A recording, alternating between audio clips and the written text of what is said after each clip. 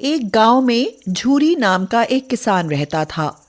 झूरी के पास दो बैल थे, हीरा और मोती। देखने में सुंदर, काम में चौकस, कद में ऊंचे। बहुत दिनों साथ रहते रहते इन दोनों में बहुत भाईचारा हो गया था। दोनों एक दूसरे को चाट कर सूंघ कर अपना प्रेम प्रकट करते। कभी कभी दोनों सींग भी मिला लिया करते थे। दिन भर के बाद दोपहर या संध्या को नाद में खली भूसा पड़ जाने के बाद दोनों साथ उठते, साथ नाद में मुंह डालते और साथ ही मुंह हटा लेते थे। एक दिन झूरी ने अपने बैलों को अपने ससुराल भेज दिया। बैलों को क्या मालूम वे कहाँ भेजे जा रहे हैं। लगता है मालिक ने हमें बेच दिया। हाँ, तुम सही कह रहे हो। झूरी के साले गोपाल को घर तक गोई ले जाने में उसके तो पसीने छूट गए।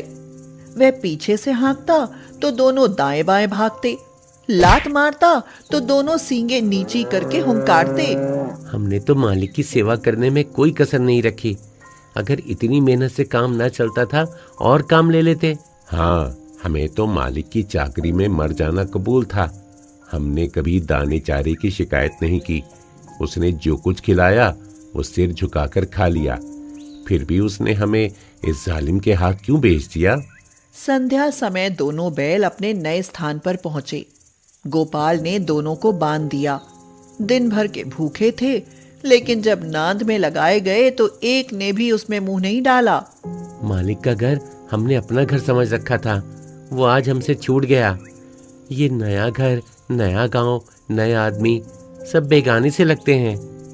दोनों बैलों ने आपस में सलाह की कि जब रात के अंधेरे में पूरा गांव सोता पड़ा होगा तो हम दोनों रस्सी तोड़कर यहाँ से भाग जाएंगे। दोनों बैलों ने वैसा ही किया। रात में जब पूरा गांव सो रहा था तो उन्होंने एक एक झटके में अपनी रस्सियां तोड़ ली। झूरी प्रातःकाल सोकर उठा तो देखा कि दोनों बैल चरनी पर खड़े हैं। दोनों की गर्दनों में आधी टूटी हुई रस्सी लटक रही थी। घुटने तक पांव कीचड़ से भरे हैं और दोनों की आंखों में गुस्से के साथ साथ स्नेह झलक रहा है। झूरी ने दौड़कर उन्हें गले लगा लिया। झूरी की स्त्री बेला ने बैलों को द्वार पर देखा तो वह जल उठी। वह बोली, कैसे नमक हराम बैल हैं कि एक दिन वहाँ काम न किया, भाग खड़े हुए। अरे नमक हराम क्यों है? चारा दाना ना दिया होगा तो क्या करते बेचारे। बस तुम ही तो बैलों को खिलाना जानते हो, और तो सभी पानी पिला पिला कर रखते हैं। हाँ। चारा मिलता तो क्यों भागते? भागे इसलिए कि वे लोग तुम जैसे बुद्धुओं की तरह बैल को सहलाते नहीं, खिलाते हैं तो रगड़कर जोतते भी हैं। ये दोनों ठहरे कामचोर भाग निकले। अब देखो कहाँ से खली और चोकर मिलता है। सूखे भूसे के सिवा कुछ ना दूंगी, खाए चाहे मरे। वही हुआ। बैलों को खाली सूखा भूसा दिया गया। बैलों ने नाद में मुंह डाला तो फीका फीका, ना कोई चिकनाहट ना कोई रस।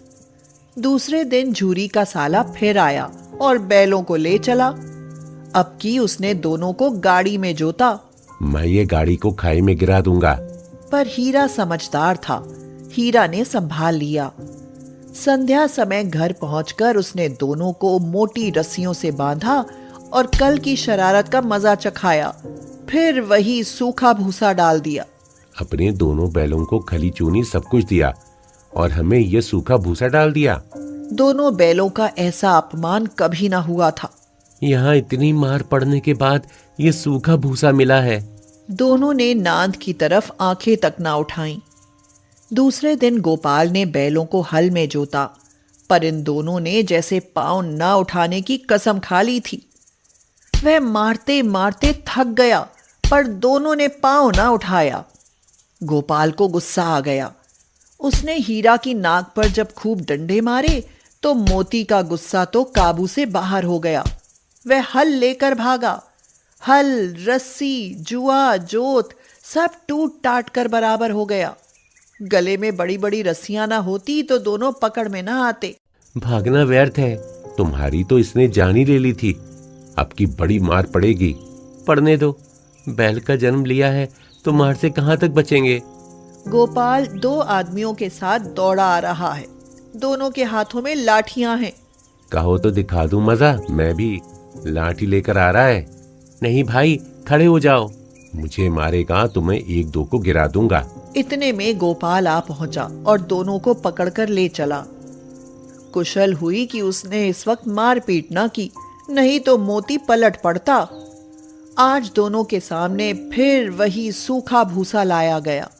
दोनों चुपचाप खड़े रहे। घर में लोग भोजन करने लगे। उस वक्त छोटी सी लड़की 2 रोटियां लिए निकली और दोनों के मुंह में देकर चली गई।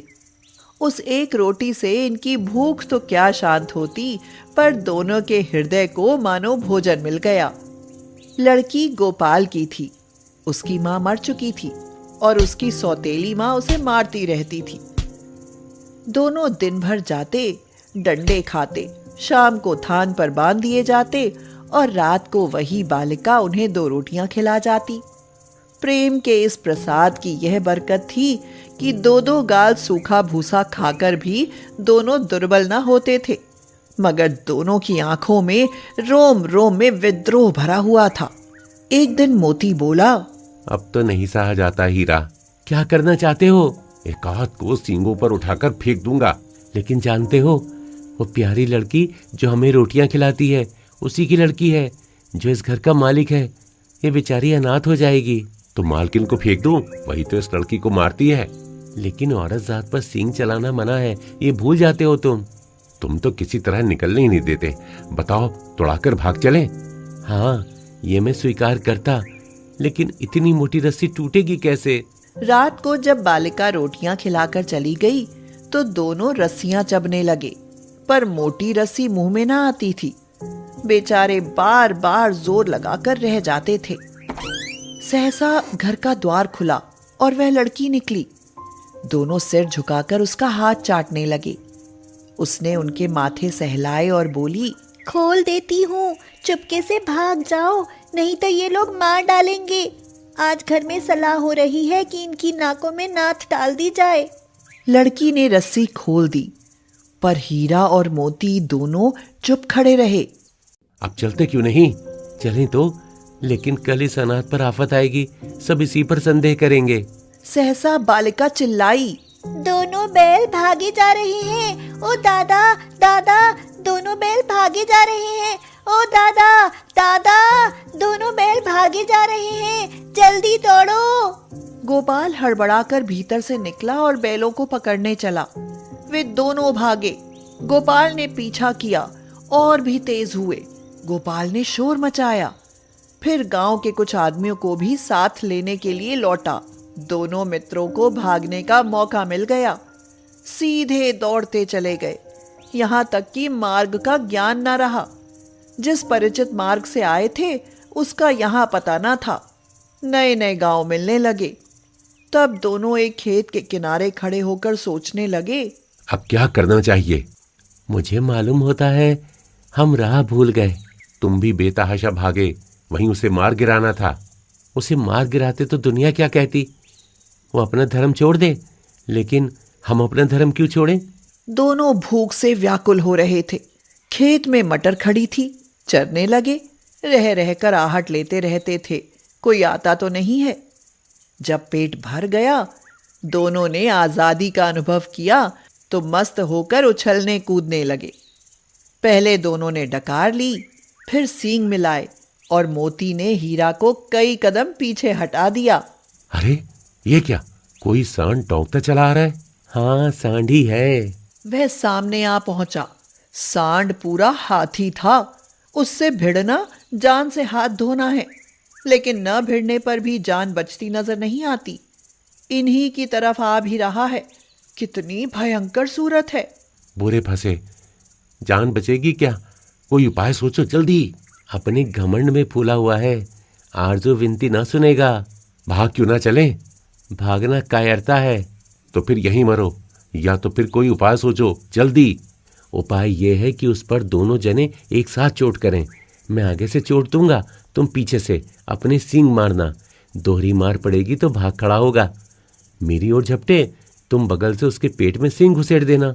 जान जोखिम है, पर दूसरा उपाय नहीं है। दोनों मित्र जान हथेली पर लेकर लपके। सांड को भी संगठित शत्रुओं से लड़ने का तजुर्बा न था। जैसे ही वह हीरा पर झपटा, मोती ने पीछे से दौड़ा और सांड उसकी तरफ मुड़ा तो हीरा ने सींग मार दिए। सांड चाहता था कि एक एक करके दोनों को गिरा ले, पर ये दोनों भी उस्ताद थे, उसे वह अवसर न देते थे। एक बार सांड झल्ला कर हीरा का अंत कर देने के लिए चला कि मोती ने बगल से आकर उसके पेट में सींग भोंक दिया। सांड क्रोध में आकर पीछे फिरा तो हीरा ने दूसरे पहलू में सींगे चुभा दिया। आखिर सांड बेचारा जख्मी होकर भागा और दोनों मित्रों ने दूर तक उसका पीछा किया। तब दोनों ने उसे छोड़ दिया। अब दोनों मित्र जीत के नशे में झूमते चले जाते थे। मेरा जी चाहता था कि बचाया है क्यों, मार ही डालते। गिरे हुए बैरी पर सींग नहीं चलाना चाहिए। अब घर कैसे पहुंचेंगे वो सोचो, पहले कुछ खा लें तो सोचें। सामने मटर का खेत था ही, मोती उसमें घुस गया। हीरा मना करता रहा पर मोती ने उसकी एक ना सुनी। इतने में कुछ आदमी लाठियां लिए दौड़ पड़े और दोनों मित्रों को घेर लिया। प्रातःकाल दोनों मित्र कांजी हौस में बंद कर दिए गए। दोनों मित्रों को जीवन में पहली बार ऐसा हुआ कि सारा दिन बीत गया और खाने को एक तिनका भी न मिला। यहाँ कई भैंसें थी, कई बकरियां, कई घोड़े, कई गधे, पर किसी के सामने चारा न था। सब जमीन पर मुर्दों की तरह पड़े थे। कई तो इतने कमजोर हो गए थे कि खड़े भी ना हो सकते थे।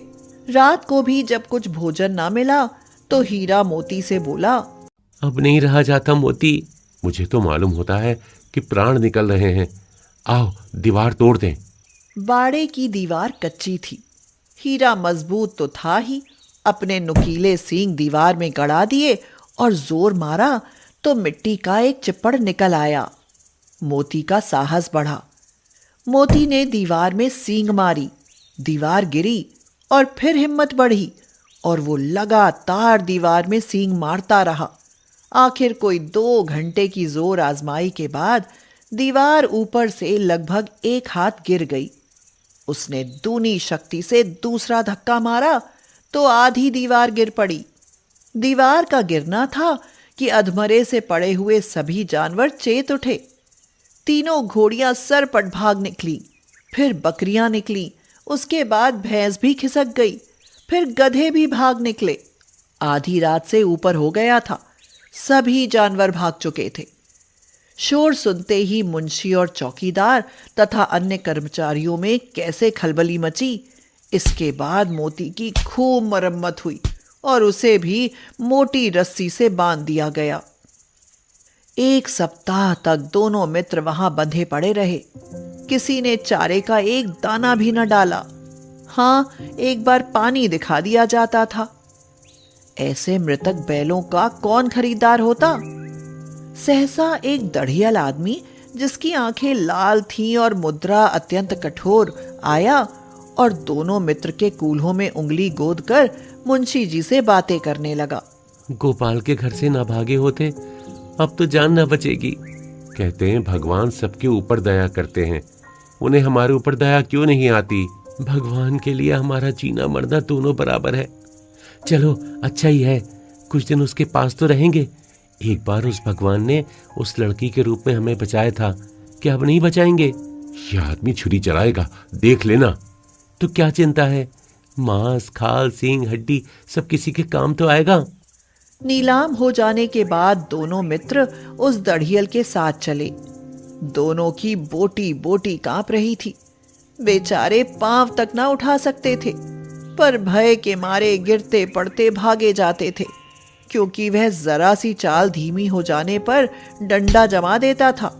सहसा दोनों को ऐसा मालूम हुआ कि परिचित रहा है। हाँ, इसी रास्ते से गया उन्हें ले गया था।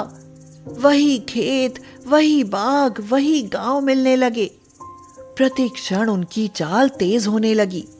सारी थकान, सारी दुर्बलता गायब हो गई। मोती ने कहा, हमारा घर नजदीक आ गया है। भगवान की दया है, मैं तो अब घर भागता हूँ। ये जाने देगा, इसे मैं मार गिराता हूं। नहीं नहीं, दौड़कर थान पर चलो, वहां से आगे हम नहीं जाएंगे। दोनों दौड़कर अपने थान पर गए और खड़े हो गए। दड़ियल भी पीछे पीछे दौड़ा चला आता है। झूरी द्वार पर बैठा धूप खा रहा था। बैलों को देखते ही दौड़ा और उन्हें बारी बारी से गले लगाने लगा। एक झूरी का हाथ चाट रहा था। दड़ियल ने जाकर बैलों की रस्सियां पकड़ ली। झूरी ने कहा, मेरे बैल हैं।